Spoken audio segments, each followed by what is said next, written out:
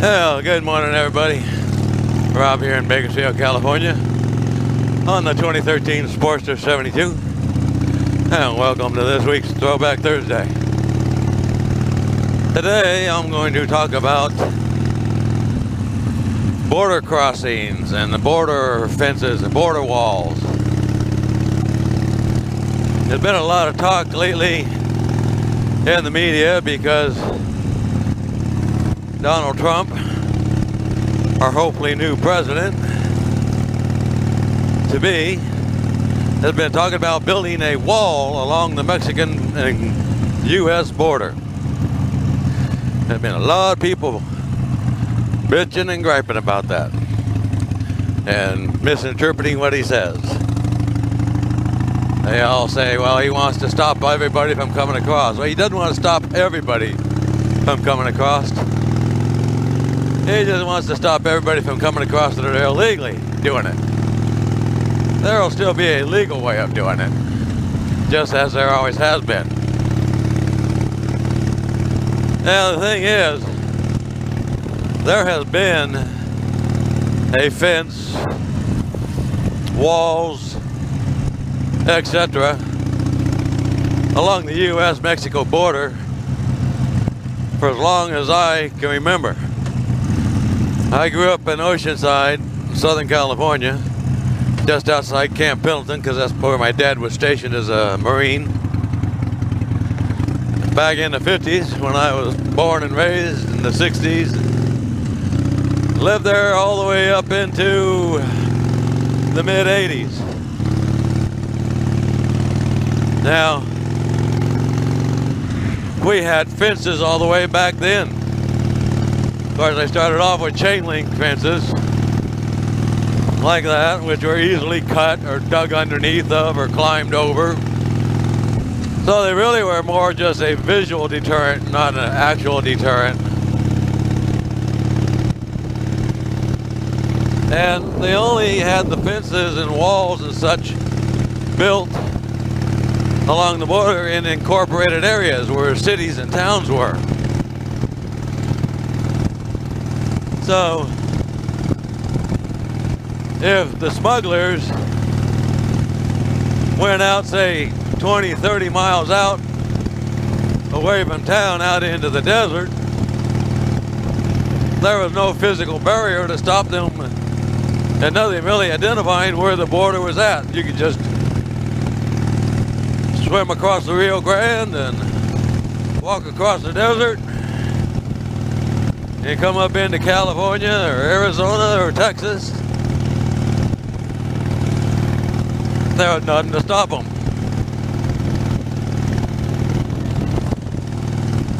Back when I was a kid, you didn't really have that much illegals coming across. That's because most people came across to work the farms, picking the produce and such, and they got what were called green cards. It was, I think they call it the old Bracero Project, where they could come and sign up to get a green card to come into the U.S. and work in the agricultural field, do the harvesting and so forth, then go on back home. So you didn't have a bunch of illegals. Everybody did it legally. Then in the 60s, when you had the big explosion of drug use, that's when you started hearing about all the illegals coming across, and they were mostly smuggling drugs across. And it might be just some guy with a backpack full of black tar heroin or marijuana or whatever. They go out and come across through the desert, get picked up out there along Interstate 8 someplace, and there you had it.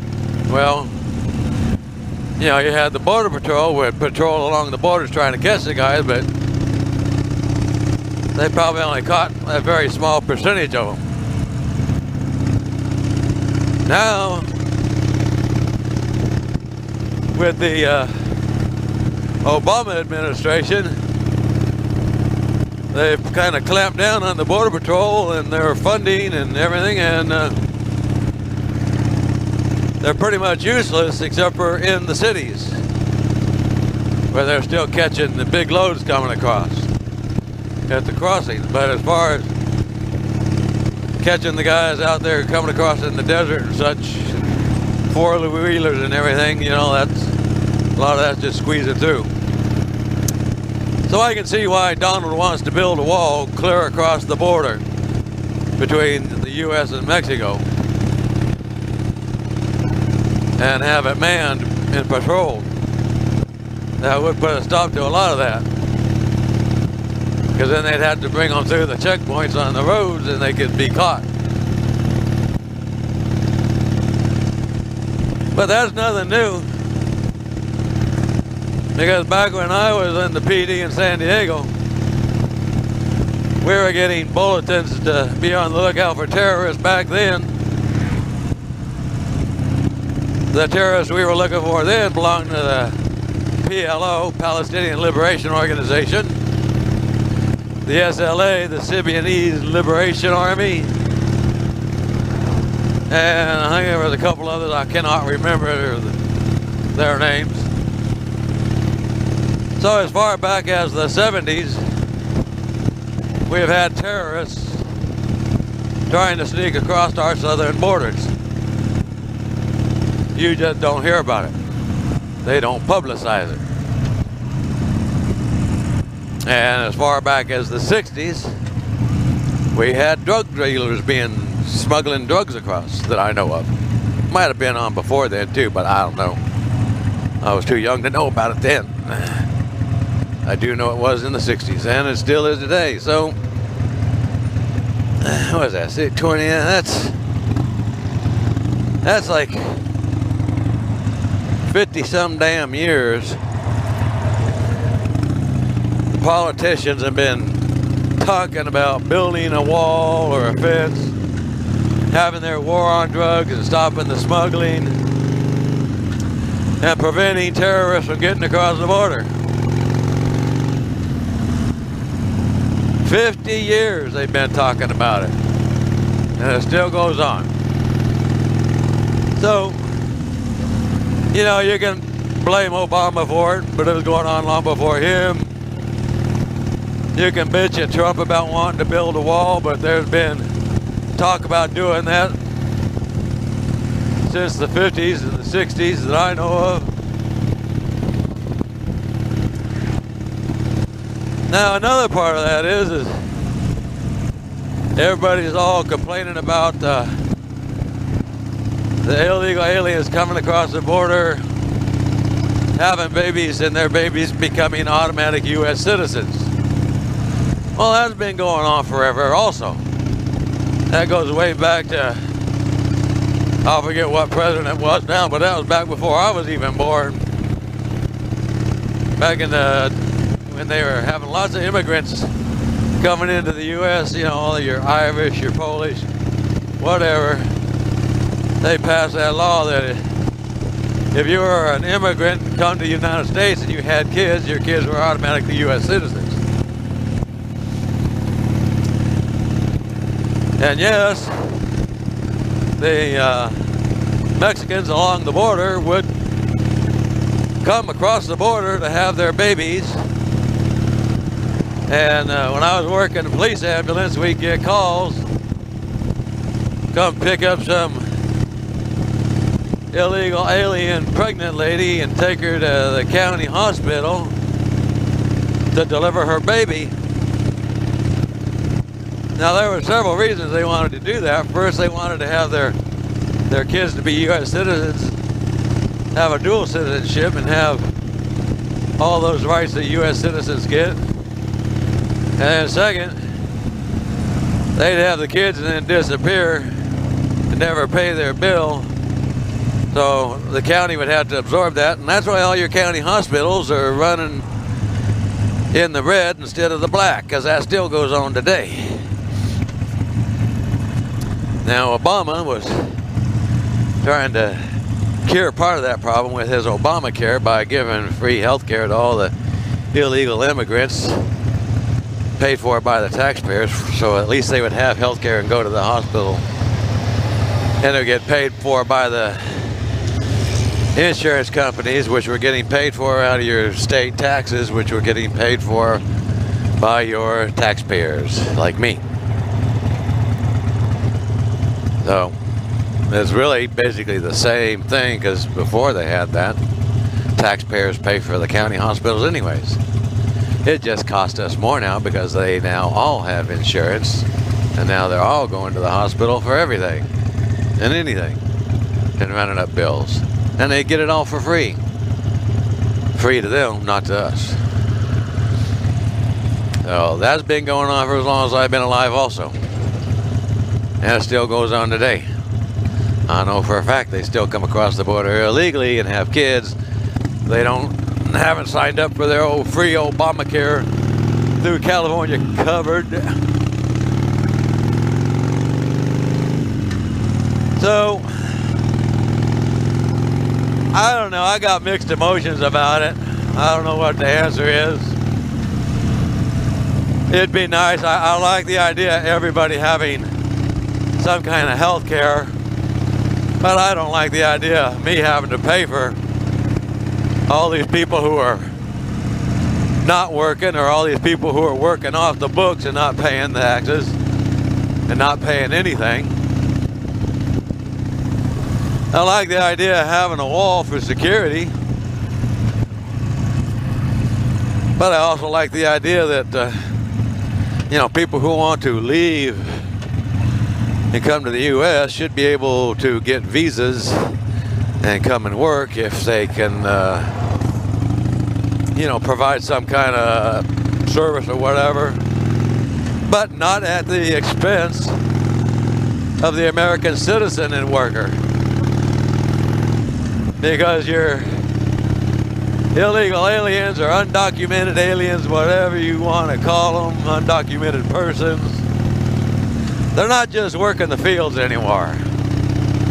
They're working your service work in your restaurants, dishwashers and cooks and waitresses, working with fake IDs. And now they don't even need fake IDs anymore because California just gives them a driver's license and signs them up for voting. They're working in the construction trades, which has hurt a lot of the union jobs. So, all those people working off the books and illegally and not paying taxes, that hurts everybody, hurts us all. Because somebody's got to make up the difference somewhere, and it usually ends up on the back of the middle class working taxpayer to pick up the slack. And then you say, well, yeah, there's all kinds of laws against all that and everything else, but nobody enforces those laws. You got the E-Verify for jobs. They're supposed to supply Social Security numbers for taxes. But they all got ways around that. Either getting fake IDs for $300 in the shopping center parking lot out of the back of a trunk, or the employers don't even bother checking on them.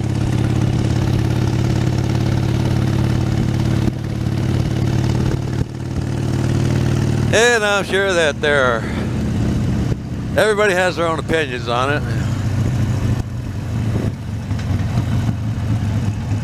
Me, like I say, I'm kind of torn between both sides. I mean, I like to try and be compassionate towards people that have it worse than I do. But I don't like the idea of me being drugged down to their level because I'm being taxed out of existence. And I certainly don't want all the drugs and terrorists coming across the border.